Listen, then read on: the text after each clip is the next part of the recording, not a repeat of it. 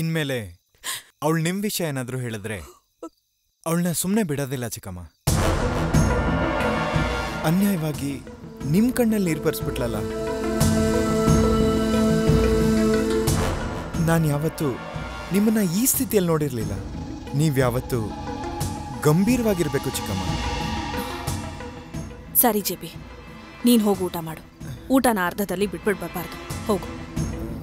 ನೀವು ಬನ್ನಿ ಚಿಕ್ಕಮ್ಮ. ನಾನು ಬರ್ತೀನಿ, ನೀನ್ ಹೋಗು. ಸರಿ ಚಿಕ್ಕಮ್ಮ.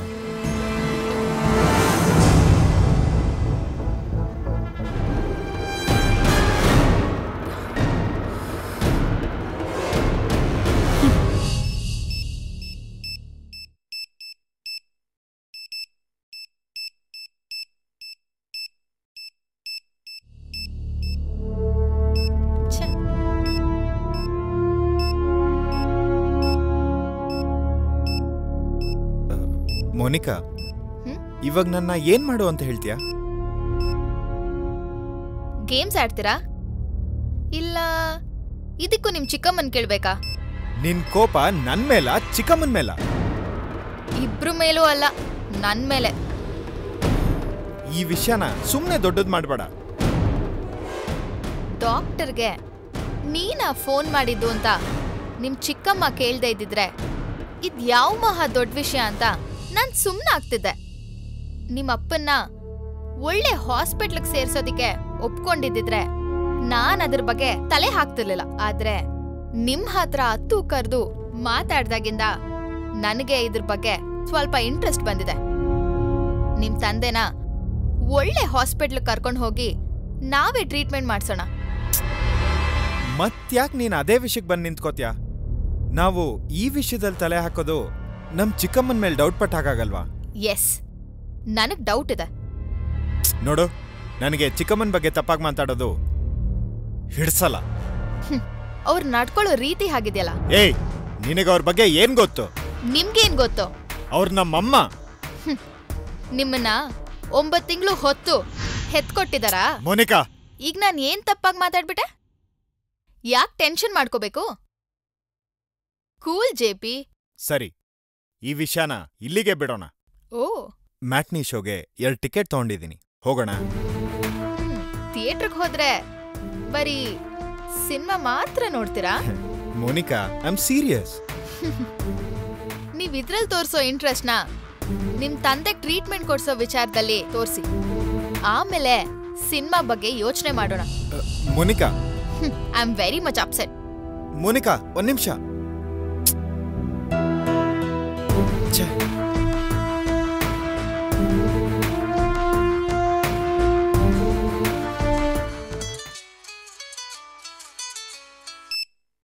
ಹಲೋ.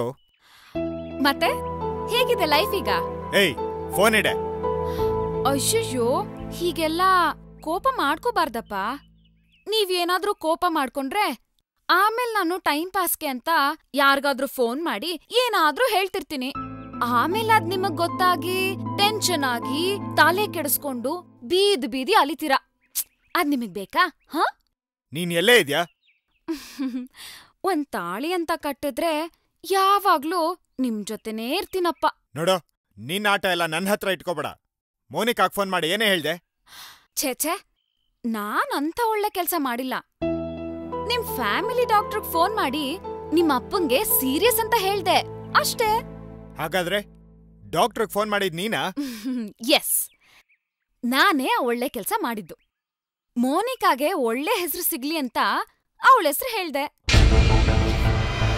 ಬರೀ ಹೆಸರು ಹೇಳಿದಕ್ಕೆ ನಡ್ಗಿರೋ ಹಾಗಿದೆ. ಈಗ ಅರ್ಥ ಆಯ್ತಾ? ನೀವೀಗ ಒಂದ್ ಒಳ್ಳೆ ನಿರ್ಧಾರಕ್ಕೆ ಬರ್ಲಿಲ್ಲ ಅಂದ್ರೆ ಈ ತರ ನಡ್ಕ ತುಂಬಾ ಅನ್ಭವಿಸ್ಬೇಕಾಗತ್ತೆ. ಫೋನ್ ಇಡ್ಲಾ? ಬಾಯ್. ಏಯ್ ಏಯ್,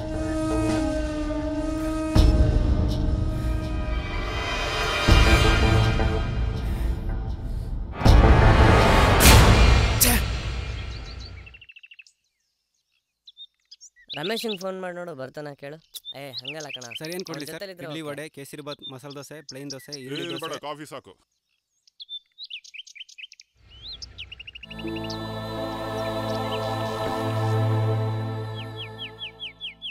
ಏನು ಕೊಡಲಿ ಮೇಡಮ್? ಒಂದು ಕಾಫಿ. Okay madam.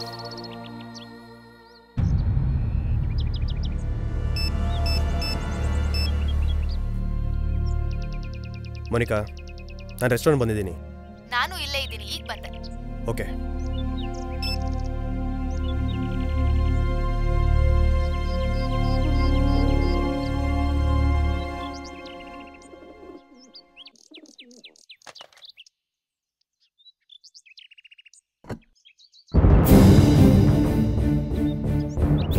ಒಳಗಡೆ ಕೂತ್ಕೊಳ್ಳೋಣ? ಇಲ್ಲ, ಇಲ್ಲೇ ಕೂತ್ಕೊಳ್ಳೋಣ. ವಸಂತ್, ಎಲ್ಲ ಸರಿಯಾಗಿ ನಡೆಯುತ್ತಲ್ವಾ? ನೋಡು ಮೋನಿಕಾ, ನನ್ನ ಮೇಲೆ ನಿನಗೆ ನಂಬಿಕೆ ಇದೆಯೋ ಇಲ್ವೋ? ನಂಬಿಕೆ ಇಲ್ದೇನೆ ಇಷ್ಟು ದೊಡ್ಡ ರಿಸ್ಕ್ ತಗೊಳಕ್ ಸಾಧ್ಯನಾ? ನಾನು ಪಕ್ಕಾ ಪ್ಲಾನ್ ಮಾಡಿದ್ದೀನಿ. ದುಡ್ಡು ಒಂದಿದ್ರೆ ನಾವೆಲ್ಲರೂ ಸೇಫ್. ನಂಗೂ ಅರ್ಥ ಆಗತ್ತೆ, ಆದ್ರೆ ಸಡನ್ ಆಗಿ ಅಷ್ಟು ದುಡ್ಡು ಅರೇಂಜ್ ಮಾಡೋದಕ್ಕೆ ಸಾಧ್ಯ ಇಲ್ಲ. ಸ್ವಲ್ಪ ಅರೇಂಜ್ ಮಾಡ್ತೀನಿ.